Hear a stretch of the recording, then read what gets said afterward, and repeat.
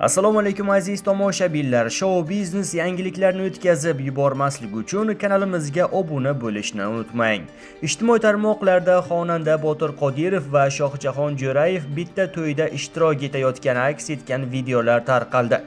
To'y qayerda va qachon bo'lgani haqida xonandalar rasmiy ma'lumot bermagan.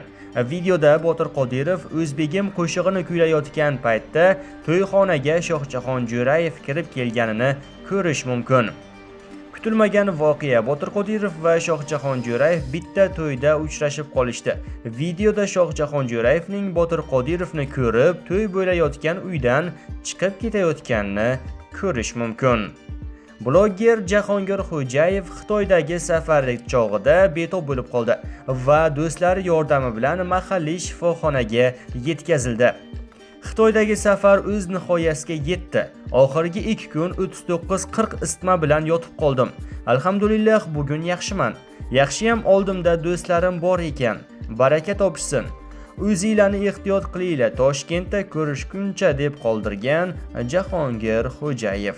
Azizlar, videorolik sizga ma'qul kelgan bo'lsa, video ostiga like bosib, o'z fikringizni kommentariyada qoldirishni unutmang.